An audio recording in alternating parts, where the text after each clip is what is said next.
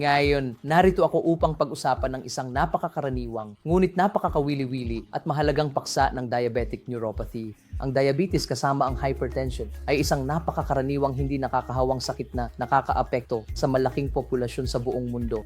Paano naapektuhan ng diabetes ang mga ugat ay isang tanong na marami sa inyo ang maaaring mayroon. Ang pinakakaraniwang sintomas ay ang neuropathy. Ano ang neuropathy? Ang mga ugat ay nagsisimula mula sa utak o bumababa sila sa spinal cord at pumapasok sa mga ugat ng mga kamay at binti. At ang mga ugat na ito ay tinatawag na peripheral nerves. Napakanipis ang mga ito. Parang sapot ng gagamba. At ang mga ugat na ito ang unang naaapektuhan kung ang isang tao ay may diabetes.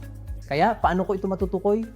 Isang simpleng sintomas ay na tinatawag nating parang tinutusok ng karayom o isang burning feet syndrome kung saan nararamdaman ng pasyente na may gumagapang sa talampakan o sa mga kamay o parang tinutusok ng karayom o pakiramdam nila ay napakainit at nasusunog. Ito ang mga pinakaunang palatandaan ng peripheral neuropathy.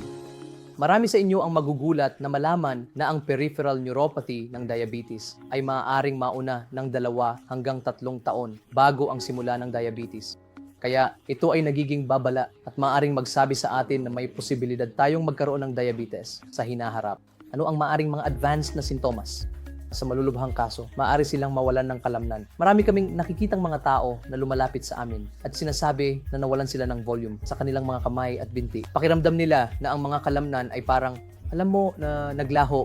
Kaya ito po ay isang yugto na tinatawag naming diabetic amyotrophy o atrophy ng mga kalamnan.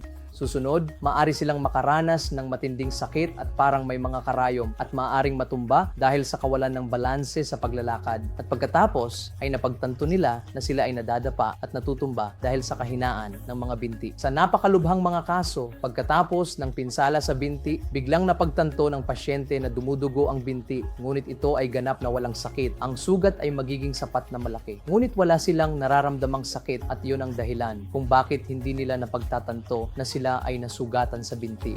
Ito ay isang malubhang diabetic neuropathy. Bilang isang neurologist, marami ang nagtatanong, bukod sa peripheral neuropathy, maaari bang maapektuhan ng diabetes ang utak o ang spinal cord sa anumang paraan?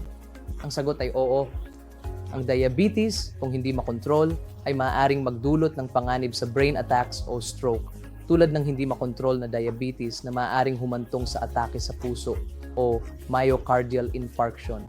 Kung ang diabetes ay kung hindi mabantayan, maaari silang magkaroon ng kahinaan, ladaan na makabuo ng dementia ng mas maaga kaysa sa karaniwang edad. Dahil sa pagbuo ng maraming clots sa utak and pa sa pag-urong ng utak na dulot ng diabetes na tinatawag nating cortical cerebral atrophy, maaari silang magkaroon ng matinding tendensya na makabuo ng mga problema sa pantog o mga issue sa paghihi. Maaari silang magkaroon ng constipation. Maaring hindi nila magawang, maubos ang kanilang bituka ng madalas o regular. Paano maiwasan ang diabetic neuropathy? Napakasimple. Gamutin ang diabetes sa lalong madaling panahon. Siguraduhin may magandang dieta at iyan ang pangunahing paggamot sa neuropathy. Walang tiyak na paggamot para sa neuropathy. Kailangan nating gamutin ang sanhi ng neuropathy na karaniwang nangangahulugan ng pagkontrol sa diabetes. Kaya mga kaibigan, napakahalaga na maging mapanuri, at hanapin ang anumang maagang senyales ng diabetes, lalo na sa nervous system.